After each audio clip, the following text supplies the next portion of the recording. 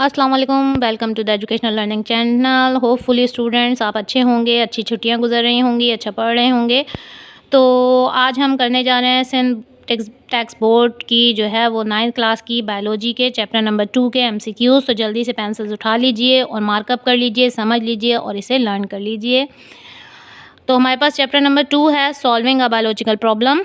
Solving a biological problem के हम जा रहे हैं MCQs करने। Open your books, page number 26। Page number 26 पे हम बात करें तो हमारे पास जो है वो वहाँ पर MCQs हैं। Select the correct sequence of biological method. पहला हमारे पास MCQ है, select the correct sequence of biological method, जिसके 4 ऑप्शंस हैं। तो बायोलॉजिकल मेथड का जो करेक्ट सीक्वेंस है वो हमारे पास है राइट आंसर C चार्ली, जिसमें हाइपोथेसिस है, रीजनिंग है, थ्योरी है, देन लॉ। जो भी आप अपने माइंड में एक इमेजिनेशन करते हैं, फिर उस पर आप कोई ना कोई रीजंस तलाश करते हैं, रीजंस के रिजल्ट्स को देखते हुए एक थ्योरी बनाई जाती है और थ्योरी के अजम्पशन पे हम एक लॉ दे देते हैं साइंटिस्ट। तो hypothesis, reasoning, theory and law, Charlie is the right answer. उसके बाद अगर हम बात करें तो हमारे पास MCQ नंबर 2 है, सिलेक्ट द ऑड वन। तो इसमें से जो गलत है उसे आपको ऑड वन को सिलेक्ट करना है। तो हमारे पास है theory, hypothesis, law and ratio. तो अगर हम MCQ नंबर 1 को ही देखें तो यहाँ पे हमें पता चल जाएगा कि ऑड वन कौन सा है। तो D डेल्टा, रेशो हमारा गलत ऑप्शन है क्योंकि हमारे पास सीक्वेंस में नहीं आता।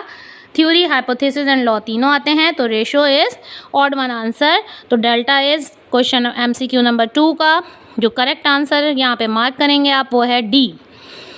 MCQ नंबर 3 में है field the research that examine the mathematical representation of biological system called. तो बायोलॉजिकल सिस्टम को मैथमेटिकली रिप्रेजेंट करने वाली फील्ड को क्या कहते हैं। तो 4 ऑप्शन है हमारे पास, ratio, mathematical biology, proportion and law, and the right answer is B, mathematical biology.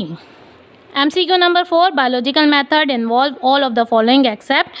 तो बायोलॉजिकल मेथड में सारे इन्वॉल्व होते हैं सिवाय, तो ऑप्शन कौन कौन से हैं। डेटा कलेक्शन, जाहिर सी बात है डेटा कलेक्शन बहुत ज़रूरी है किसी भी बायोलॉजिकल मेथड के लिए।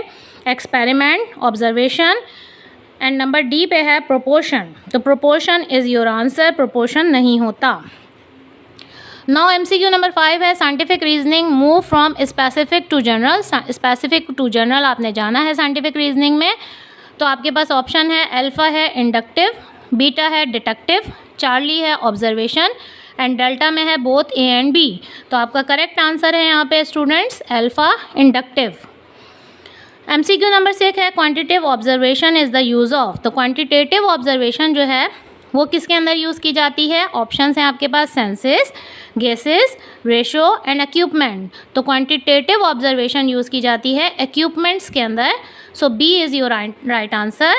MCQ number 7, equation stating that 2 ratios are equal. तो जब भी 2 रेशो इक्वल हो जाते हैं तो उनके दरमियान क्या चीज़ आ जाती है, प्रोपोर्शन आ जाती है। तो that is B is your right answer.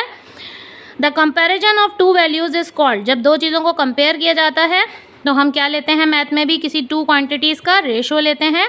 तो रेशो यानी alpha is your right answer. What is hypothesis. Hypothesis का जहाँ भी वर्ड आए तो एक जहन में लफ्ज़ को हमेशा के लिए रख लीजिए, हाइपोथेसिस क्या होती है, टेंटेटिव एक्सप्लेनेशन होती है।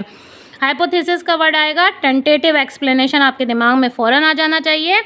तो इसका B is right answer, tentative explanation that can be tested. Data organisation which method is mostly useful. तो कौन सा डेटा के अंदर मोस्टली यूज़फुल होता है। 4 ऑप्शन है आपके पास, table, graph, ratio, A and B both.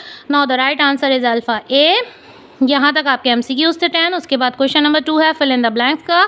Fill in the blanks में नंबर 1 है आपके पास, problem solving approach of biology and other science is called. क्या कहलाती है।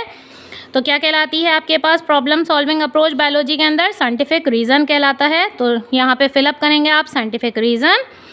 Now number 2 is solution of biological problem starts with. तो कोई भी बायोलॉजिकल प्रॉब्लम का जो सोल्यूशन होता है वो सबसे पहले ऑब्जर्वेशन से स्टार्ट होता है। तो observation is right answer. The key of component of the scientific process. तो की of component of scientific process का की कंपोनेंट यानी बेस किस पे करता है कोई भी साइंटिफिक प्रोसेस, हाइपोथेसिस पे। तो hypothesis is your answer. Blanks number 4, scientific reasoning based on if then statement called. तो अगर किसी चीज़ में अगर मगर की बात की जाती है फॉर देन की, तो that is deductive reasoning is your answer. Number 5 is final step of the scientific method in developing तो फाइनल स्टेप जो होता है वो आपका क्या होता है, कंक्लूजन यानी result. Blank number 6, the uniform और constant fact of nature virtually और irrefutably theory is known as, तो that is scientific law. Once you have the data you may need to perform dash analysis, तो answer is mathematical analysis, क्योंकि data होगी तो जाहिर सी बात है data collection के बाद उसे परफॉर्म करने के लिए किस चीज़ की ज़रूरत होती है, मैथमेटिकल एनालिसिस की। नंबर 8 पे है the equation of stating that the two ratios are equal, अगर दो रेशो इक्वल आ रहे हैं तो दैट इज़ प्रोपोर्शन, तो आंसर इज प्रोपोर्शन इक्वलिटी के बेस पे। Number 9 is ratio is comparison of two dash, तो रेशो के ज़रिए दो क्वांटिटीज़ का क्या लेते हैं हम, टू वैल्यूज़ लेते हैं, तो two values is answer 2। Number 10 पे the causes of malaria is, तो मलेरिया कौन कॉज करता है, प्लाज्मोडियम करता है, तो right answer is Plasmodium, the cause of malaria is Plasmodium. तो मेरे चैनल अगर पसंद आया हो तो इसे लाइक कीजिए, सब्सक्राइब कीजिए और ज़्यादा से ज़्यादा बच्चों से शेयर कीजिए, ताकि हर बच्चे को अगर कोई क्वेरी है ब्लैंक्स फिलअप करने में तो वो उसकी कवर अप हो जाए। और अच्छे से कॉन्सेप्ट बनाइए, अच्छा सा लर्निंग कीजिए, बायोलॉजी को बहुत बहुत समझ के पढ़िए, ताकि आगे आप लोग जब बायोलॉजी की ही फील्ड में रहें तो आप लोग अपना MD कैट अच्छे से कर सकें, और वही बच्चा आगे अच्छी यूनिवर्सिटीज़ का टेस्ट दे सकता है बच्चों, जो बहुत अच्छी तरह अपने कॉन्सेप्ट क्लियर करे। इसलिए wish you best of luck.